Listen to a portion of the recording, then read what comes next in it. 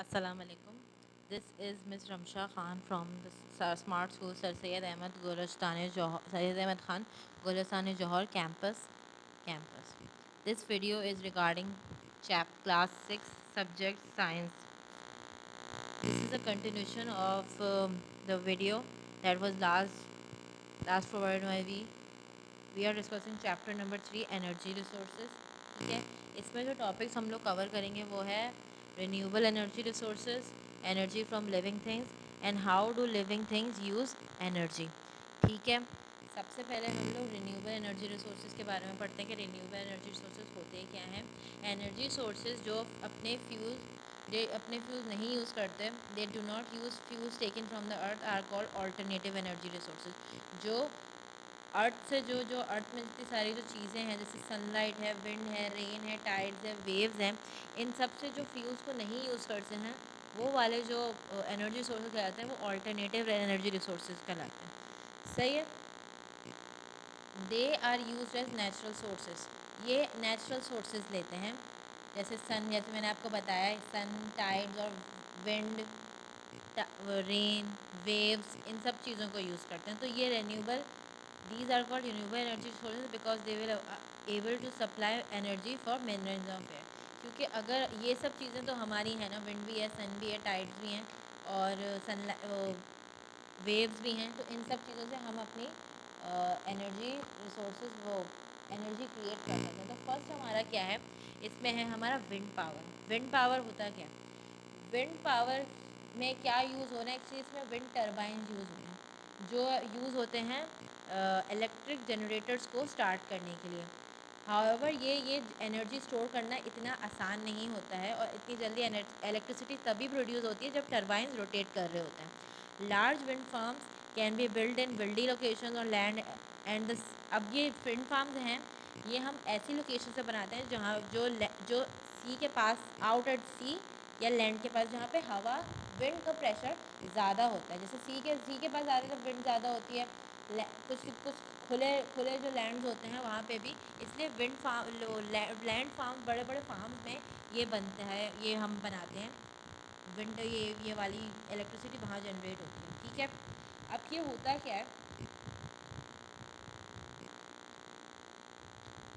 The electricity can then be fed to home. मेरे को electricity होगी वो होम्स इंडस्ट्रीज में जाएगी। ये व्हेन द विंड ब्लोज, ये प्रोसेस कैसे होता है, when the wind blows other type of power station could produce less electricity और सो बर्न लेस फ्यूल। तो इससे क्या होगा, ये तो सिर्फ हवा से, विंड से इलेक्ट्रिसिटी प्रोड्यूस कर रहे हैं ना, तो इससे इलेक्ट्रिसिटी भी कम जनरेट होती है और हमारा बर्न भी, फ्यूल भी लेस वो बर्न होता है, इतना वो वेव, इतनी फैक्ट्रीज का वेस्ट भी प्रोड्यूस नहीं होता, इसलिए ये अच्छा तरीका है एनर्जी रिसोर्स का। तो ये आप ये डायग्राम देख सकते हैं कि आपको एक मॉडर्न विंड टर्बाइन, का मैंने आपको बताया था, ये है एक्चुअली विंड टर्बाइन जो इलेक्ट्रिसिटी जनरेट करता है। सही है, सेकेंड हमारा है hydro electric power. Hydro electric power क्या है, हाइड्रो इलेक्ट्रिक का नाम से आपको पता चल रहा है कि हम इसमें वाटर से जनरेट कर रहे हैं इलेक्ट्रिसिटी। सही है, फास्ट फ्लोइंग वाटर, जो आपके फास्ट फ्लोइंग वाटर होते हैं उनको हम यूज़ करते हैं तो टर्बाइंस को यूज़ करने के लिए इन हाइड्रो इलेक्ट्रिक पावर स्टेशन।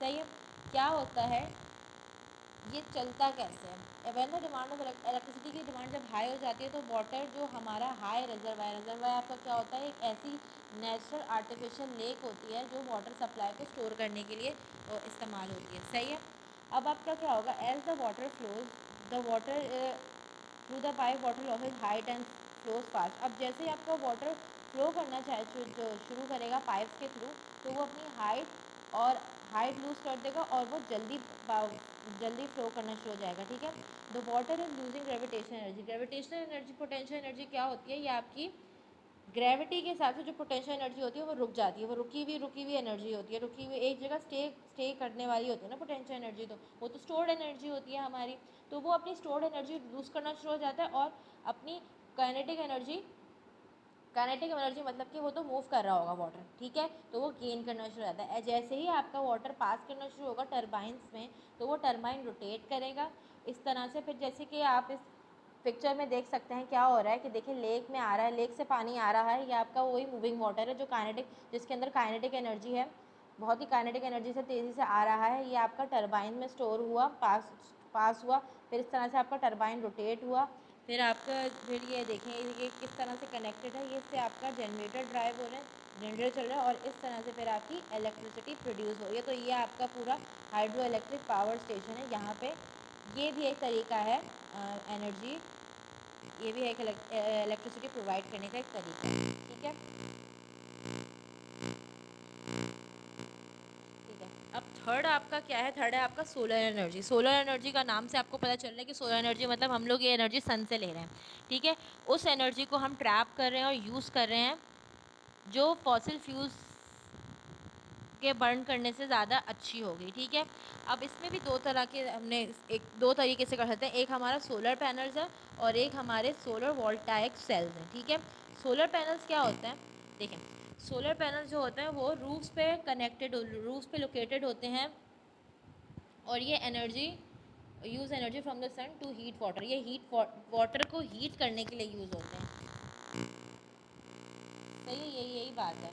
इसमें क्या हो रहा है, ये आपकी देखिए आपके सोलर पैनल लगे होंगे, ये टॉप पे रूफ पे लगे हुए होते हैं। ये क्या करते हैं, आपकी जो सन से एनर्जी आ रही है इससे ये आप एक ठंडे पानी को, जैसे कोल्ड वाटर देखें, इस स्टोरेज टैंक से होता हुआ यहाँ सोलर पैनल में जा रहा है। ठीक है, और ये सोलर पैनल फिर इसको कन्वर्ट कर रहा है हॉट वाटर में। तो इस तरीके से आपका ये हम लोग वाटर को हीट कर सकते हैं। ठीक है, ये एक तरीका हो गया। अब आपका दूसरा तरीका है solar voltaic cell. Solar voltaic cells और फोटो वोल्टाइक सेल्स को वो बहुत ही small amount of energy produce करते हैं जब उनके ऊपर लाइट शाइन करती है। देखिए, जैसे आप इस डायग्राम में देख सकते हैं कि इस पर लाइट शाइन कर रही है, इसलिए ये बहुत ही स्मॉल अमाउंट ऑफ एनर्जी, छोटे छोटे देखें इसके कितने बहुत ही ज़्यादा छोटे छोटे इसके स्पॉट पर छोटे छोटे खाने हैं, और ये बहुत ही कम इलेक्ट्रिसिटी प्रोड्यूस करता है। इसका मतलब है कि large number of solar cells are needed to produce energy. तो ज़्यादा सोलर सेल आपको यूज़ चाहिए होंगे इलेक्ट्रिसिटी, जो यूज़फुल इलेक्ट्रिसिटी आपको चाहिए होगी उसके लिए। Satellite obtain their energy from, satellite जो होते हैं आपके वो सोलर वोल्टाइक सेल से एनर्जी देते हैं। ठीक है, अब आपका नेक्स्ट टॉपिक जो है इसी का ही सब टॉपिक है, वो है power from the sea. Power from the sea. अब सी की भी अब आपने सी से भी कुछ ले सकते हैं कि आप लोग सी के पावर्स को भी as a renewable resource use करते हैं। तो उसमें सबसे पहले आपका टाइडल बैराज आता है।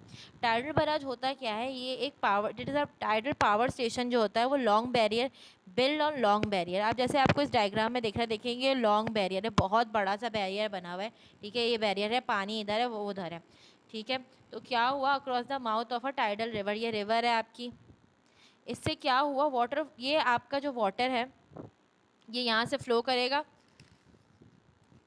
इसका बेसिकली मकसद ये होता है, tidal barrage is a dam like structure. ये आपका डैम लाइक स्ट्रक्चर होता है जो कैप्चर करता है एनर्जी को, कैप्चर करता है फ्रॉम मूविंग वाटर जो in and out of a bay और in and out of a river due to tidal force. Tidal force की वजह से पानी को मूव इन करता है, अलाउ भी करता है और फिर उसको रिलीज़ भी करता है। ठीक है, water flows from the river through the turbines in the barrage. Electricity फिर प्रोड्यूस होती है और फिर वाटर को ट्रैप करता है। पहले हमने वाटर को ट्रैप किया, जो पहले वाटर आ गया, फिर हमने उसको ट्रैप करके इलेक्ट्रिसिटी प्रोड्यूस कर ली। वाटर फिर release flow back through the turbines producing more energy. तो इस तरीके से मोर इलेक्ट्रिसिटी भी पैदा हो जाती है। तो ये खैर बहुत एक्सपेंसिव होते हैं, ये इतनी जल्द बिल्ड नहीं करते, और ये हमें ये भी देखना पड़ता है कि ये because they change the flow of the river, ये फ्लो ऑफ द रिवर को चेंज करते हैं और ये इन्वायरमेंट को भी इफ़ेक्ट करते हैं, इसलिए ये बहुत एक्सपेंसिव होता है। ठीक है, अब आपका सेकंड है, इसी का सेकंड पार्ट है वेव पावर। वेव पावर मतलब वेव्स की जो पावर होती है, उसमें क्या करते हैं कि हम लोग वेव्स को भी यूज़ कर सकते हैं जनरेटिंग इलेक्ट्रिसिटी। दे यूज़ ह्यूज फ्लोटिंग जनरेटर। ये देखें, ऐसे आपको बड़े से जनरेटर दिख रहे हैं, ये हम लोग पानी में फ्लोट कर देते हैं, जिसको move up and down move करते हैं वेव्स पे, फिर वो मूवमेंट जो है वो जनरेटर्स को ड्राइव करता है और इस तरीके से आपकी इलेक्ट्रिसिटी प्रोड्यूस हो जाती है। सही है, अब आपका थर्ड पॉइंट है जियोथर्मल एनर्जी। जियोथर्मल एनर्जी आपकी होती है जो रॉक से, जो आपकी rocks below the earth of surface है, उससे हम लोग लेते हैं। क्या होता है, जैसे आपको इस डायग्राम में दिख रहा है, देखें, the hot rock is broken up so the water can flow through. ठीक है, आपके हॉट रॉक्स को है इनको तोड़ा गया है ताकि वाटर आराम से, मैंने पानी इनके पास से आराम से, अगर ये मोटे मोटे रॉक्स होंगे तो ज़ाहिर है इनके पास से पानी गुजरेगा नहीं। ठीक है, तो क्या किया है इन्होंने, कोल्ड वाटर अंदर डाला। ठीक है, इसके थ्रू पानी हुआ और फिर ये हॉट वाटर ऊपर चला गया पंपिंग स्टेशन में। तो इस तरीके से ये भी एक तरीका है गर्म पानी को गर्म करने का, ठीक है, सॉरी हीट वाटर का वो लेने का, जियोथर्मल एनर्जी। सही है। ये आपका ये रिन्यूएबल एनर्जी रिसोर्सेज का टॉपिक ख़त्म हुआ। अब आपका नया टॉपिक स्टार्ट जो हो रहा है वो है energy from living things. Living things से जो एनर्जी आती है वो, अब आपको पता है कि प्लांट्स अपनी एनर्जी कैसे बनाते हैं, to make sugar from carbon dioxide and water. ये प्रोसेस आपका फोटोसिंथेसिस कहलाता है।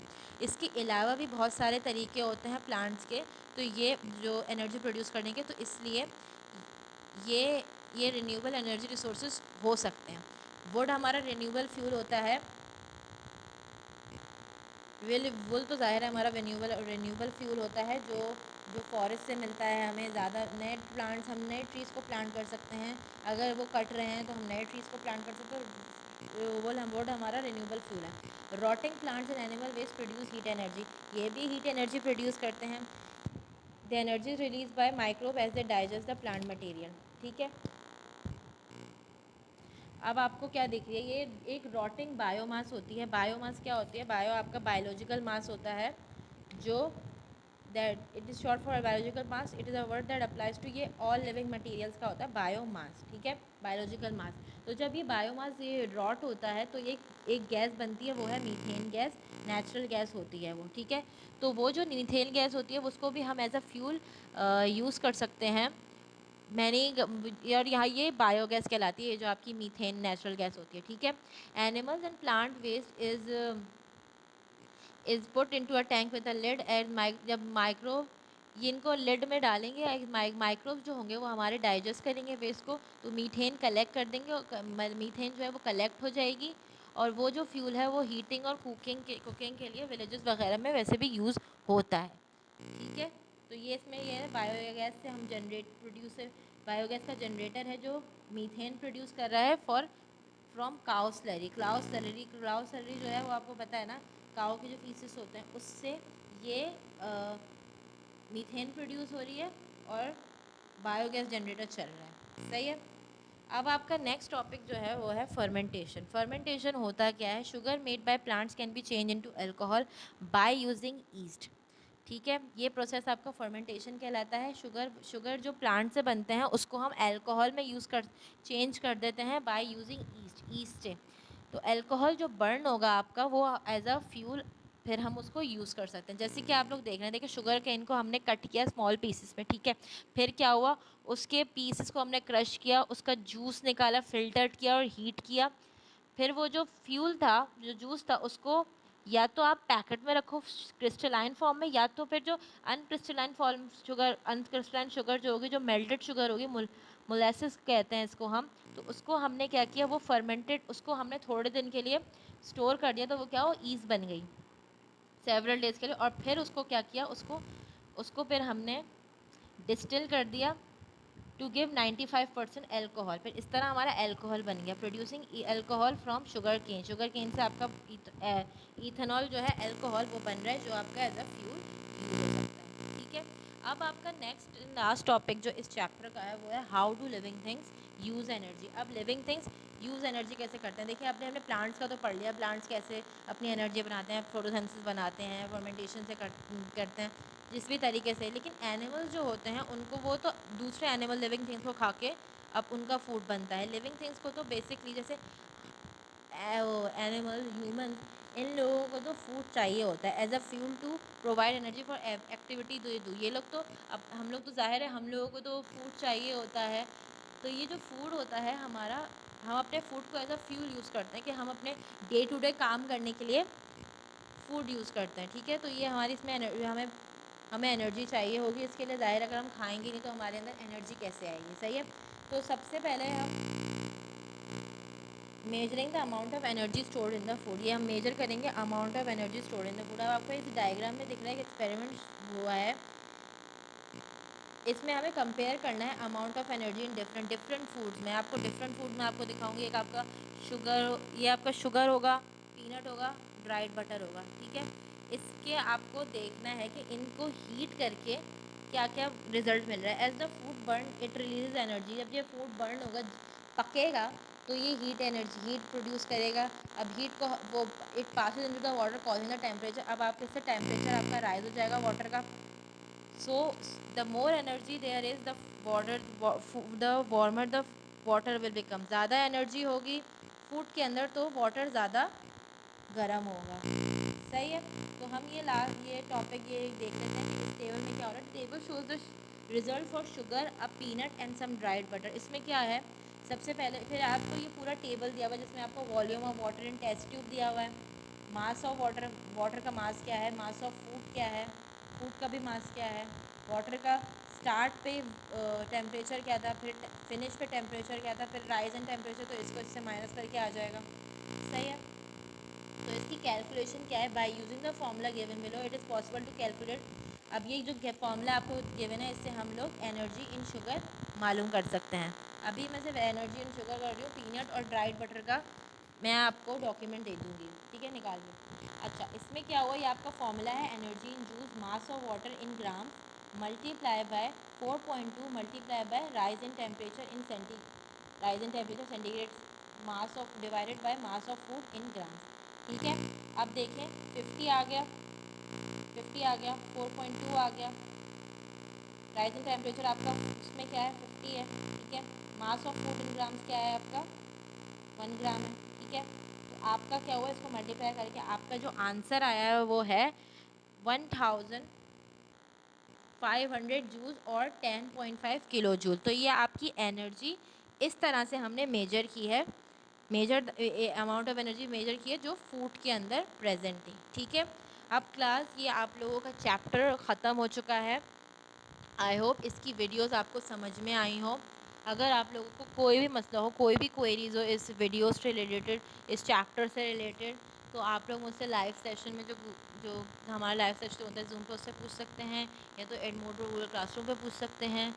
ठीक है। आई होप ये वीडियो आपके लिए बेनिफिशियल रही हो, समझ में आया हो। ठीक है। Okay everyone, stay safe, stay at home. अल्लाह हाफिज़।